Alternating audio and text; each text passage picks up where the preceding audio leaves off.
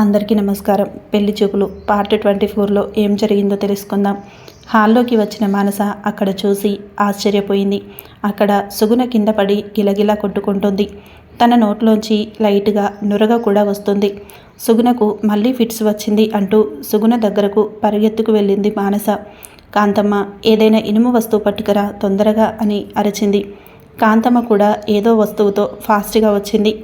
అది సుగుణ చేతిలో పెట్టడానికి మానస, కాంతమ్మ ఇద్దరు చాలా కష్టపడాల్సి వచ్చింది.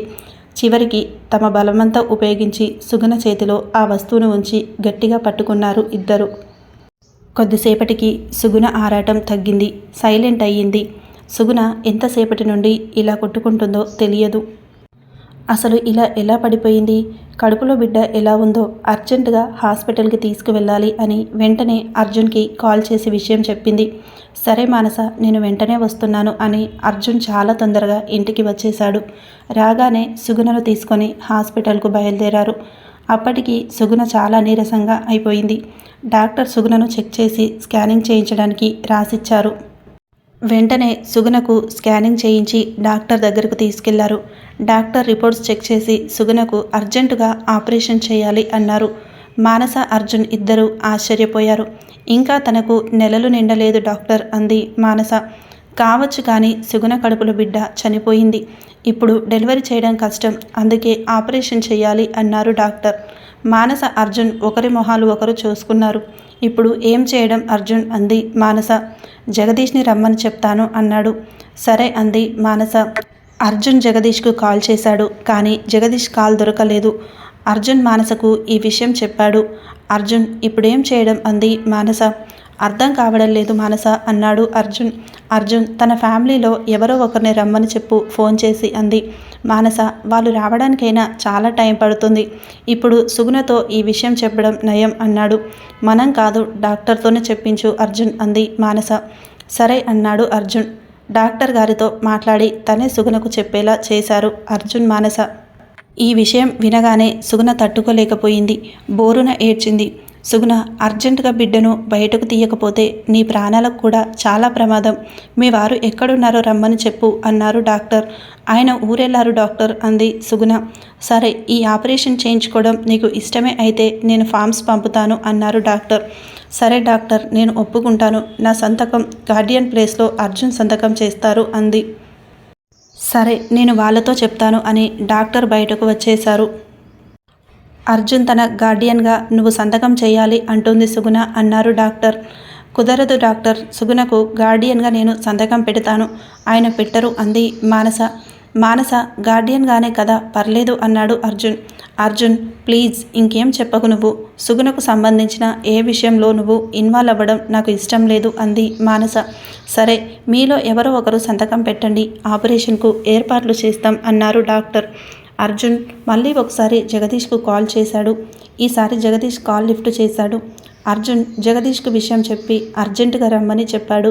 సరే అర్జున్, నేను తొందరగా వస్తున్నాను అని చెప్పడంతో సుగుణ ఆపరేషన్ జగదీష్ వచ్చే వరకు ఆపేసింది మానస. మానస, సుగుణకు ఏదైనా జరిగితే ఎలా? జగదీష్ వస్తాడులే అన్నాడు అర్జున్. వద్దు అర్జున్, తను వచ్చే వరకు ఆగడం చాలా అవసరం. ఇప్పటికే జగదీష్ మన గురించి ఏం ఆలోచిస్తుంటాడో నాకు భయంగా ఉంది. మన ఇంట్లో ఉంది కాబట్టి మనమే ఏదో చేశాం అనుకుంటాడేమో. అసలే ఈరోజు పల్లిని కూడా తీసుకొచ్చాం, తను మనకు నిజం చెప్పేశాడేమో అని భయంగా కూడా వాళ్ళలో ఉంటుంది. దాన్ని దాచుకోవడానికి మన మీద నిందలు వేయడానికి కూడా వెనుకాడరు వీళ్ళు అంది. నువ్వు చెప్తుంటే నాకు కూడా నిజమే అనిపిస్తోంది మానస అన్నాడు అర్జున్. జగదీష్ రావడానికి 3 గంటల సమయం పట్టింది. జగదీష్ రాగానే ఆపరేషన్ మొదలు పెట్టేశారు. ఆపరేషన్ ఖర్చు, హాస్పిటల్ ఖర్చులన్నీ అర్జునే చూసుకున్నాడు. 10 రోజుల తర్వాత సుగుణను ఇంటికి పంపారు. మానస దగ్గరుండి సుగుణను ఇంటికి తీసుకెళ్ళింది. ఈ 10 రోజులు సుగుణ దగ్గర ఉన్న మానస ఎక్కువగా ఏమీ మాట్లాడలేదు. ఇంటికి వచ్చాక కూడా ఏమీ మాట్లాడలేదు. జగదీష్ కూడా ఏం మాట్లాడలేదు. అసలు వీళ్ళు మనసులో ఏముంది అనుకుంది మానస. బిడ్డ పోయిన బాధలో ఉన్నారు, ఇప్పుడు వీళ్ళను ఏమీ మాట్లాడించడం బాగుండదు అని మానస సైలెంట్ అయిపోయింది. మానస, సుగుణ పరిస్థితి ఏంటి అన్నాడు అర్జున్. అర్జున్, తను ఆరోగ్యపరంగా బాగానే ఉంది, కానీ మానసికంగా ఎలా ఉందో నాకు తెలియదు అంది మానస. నీతో మాట్లాడలేదా అన్నాడు. మాట్లాడుతుంది, ఏదైనా అవసరం అయితే, లేదంటే లేదు అంది. సరే అన్నాడు అర్జున్. అర్జున్, ఇలా నువ్వు సైలెంట్గా ఉండడం బాలేదు. జగదీష్తో వాళ్ళ ఫ్యూచర్ గురించి ఏమనుకుంటున్నారో అడుగు. ఇప్పుడు సుగుణ ప్రెగ్నెన్సీతో లేదు. ఇప్పుడైనా వాళ్ళ గురించి నువ్వు మాట్లాడి తీరాల్సిందే అంది మానస. సరే మానస, నేను అడుగుతాను అన్నాడు అర్జున్. పల్లి కూడా కొంచెం కోలుకున్నాడు. చెయ్యి కూడా కొద్దిగా సెట్ అయ్యింది. సుగుణకు ఆపరేషన్ జరిగి నెల రోజులు దాటింది. ఇంకా సుగుణ యాక్టివ్గా ఉండడం లేదు. జగదీష్ కూడా తనని సరిగ్గా పట్టించుకోవడం లేదు. మానస ఇక సైలెంట్గా ఉండదలుచుకోలేదు. సుగుణతో మాట్లాడిన లాభం ఉండదు అనుకుంది. ఆ రోజు రాత్రి మానస అర్జున్ని అడిగింది. అర్జున్, జగదీష్ని అడిగావా అంది. అడిగాను అన్నాడు. ఏమంటున్నాడు అంది అర్జున్ వైపు చూసి. మానస, జగదీష్కు సుగుణతో ఉండే ఉద్దేశం లేదంట. జగదీష్ సుగుణను వదిలించుకోవడానికే ఇక్కడికి తీసుకొచ్చాడు. ఈ విషయం సుగుణకు కూడా తెలుసు. ఇంకో విషయం ఏంటంటే జగదీష్కు వాళ్ళ ఇంట్లో పెళ్లి సంబంధాలు చూస్తున్నారు. సుగుణను పెళ్లి చేసుకోవడానికి వాడు ఒప్పుకున్నాడు. నిజంగా మనస్ఫూర్తిగా ఒప్పుకున్నాడు అనుకున్నాను, కానీ కాదు. సుగుణ వాడు ఒక అండర్స్టాండింగ్తో పెళ్లి చేసుకున్నారట. వాడు నాతో ఈ విషయం చెప్పినప్పుడు నాకు నిజంగా వాళ్ళ మీద అసహ్యం వేసింది. కానీ తర్వాత ఆలోచిస్తే వాళ్ళ జీవితం వాళ్ళ ఇష్టం. సుగుణ జగదీష్ దగ్గర కూడా తనకు పెళ్ళైన విషయం దాచింది. ఇప్పుడు జగదీష్ ఆ విషయం చెప్పి సుగుణ మీద కోపం చూపుతున్నాడు. మానస, వాళ్ళ జీవితం వాళ్ళ ఇష్టం, మనకు అవసరం లేదు అన్నాడు. నిజమే అర్జున్, వాళ్ళ జీవితం వాళ్ళ ఇష్టం, కానీ వాళ్ళు ఈ ఇంట్లో ఉండి ఇలా చేయడం బాలేదు.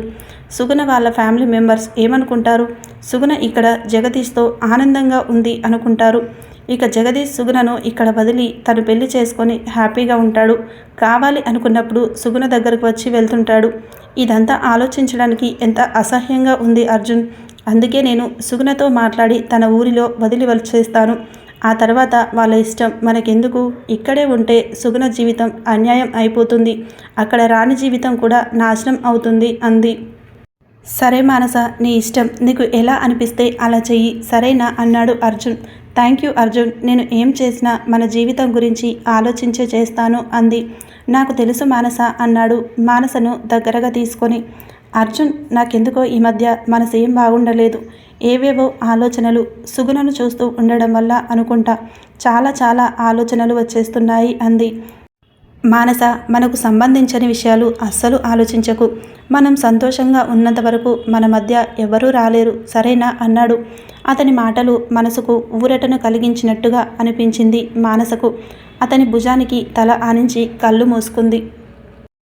అర్జున్ మానస వైపు చూసి సారీ మానస అనుకున్నాడు మనసులో. 2 రోజుల తర్వాత మానస వెజిటేబుల్ షెడ్డులో కూర్చుంది. సుగుణ కూడా అక్కడికి వచ్చింది. ఏంటి సుగుణ అంది మానస. మానస, నీతో ఒక విషయం చెప్పాలి అంది. ఏంటో చెప్పు అంది మానస. జగదీష్ విషయం అంది. ఏ విషయం అయినా సరే నువ్వు చెప్పాలి అనుకుంటే ఖచ్చితంగా చెప్పొచ్చు అంది మానస.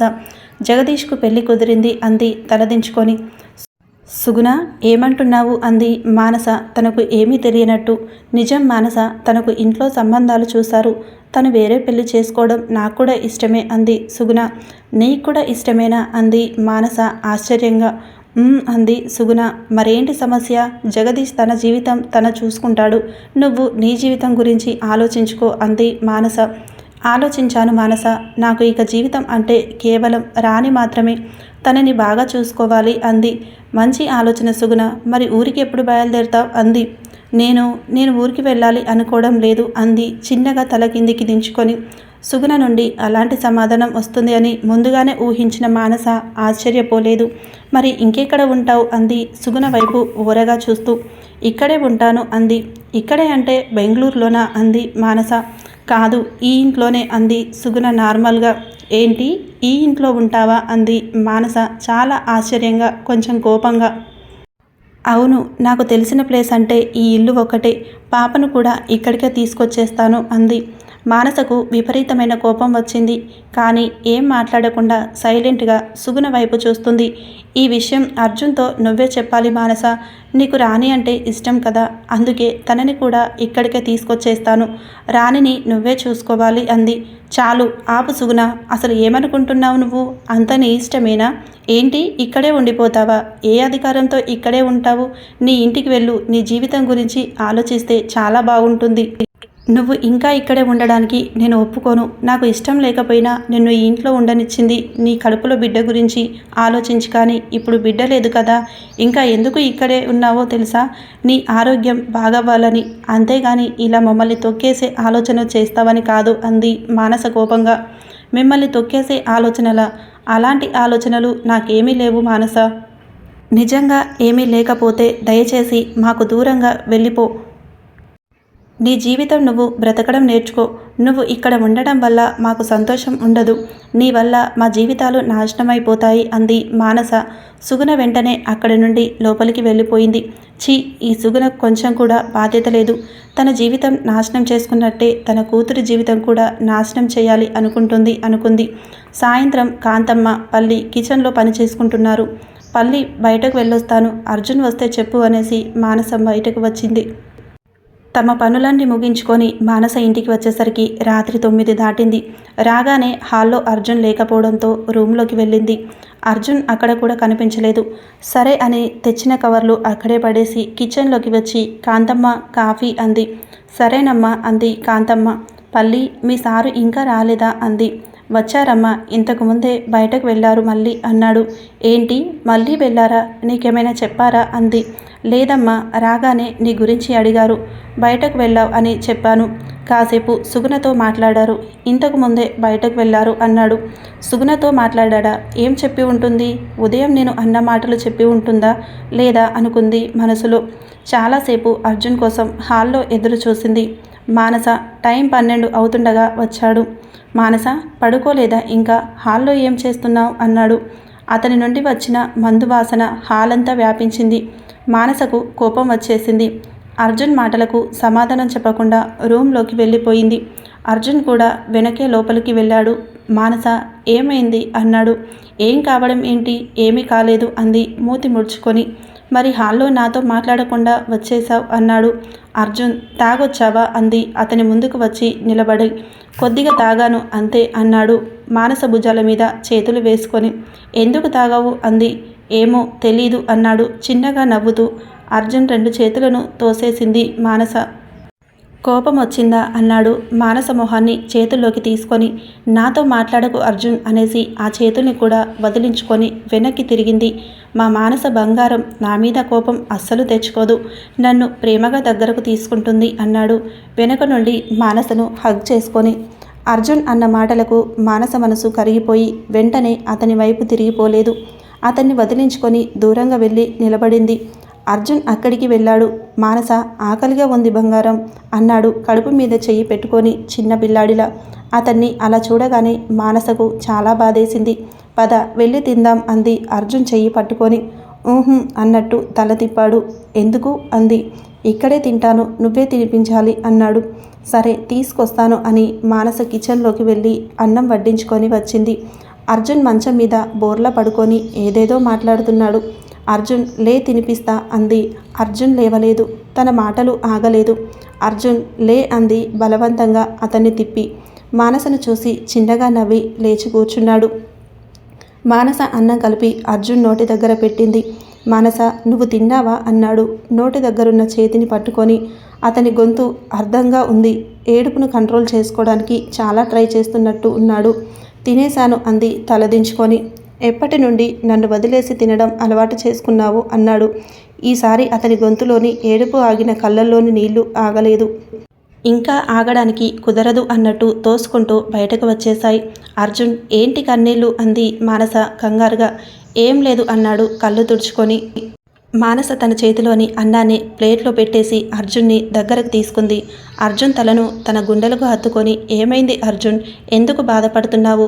నేను పక్కనే ఉన్నా, నువ్వు బాధపడుతుంటే నాకు బాలేదు అంది ఆప్యాయంగా తల మీద చెయ్యేసి నిమురుతూ.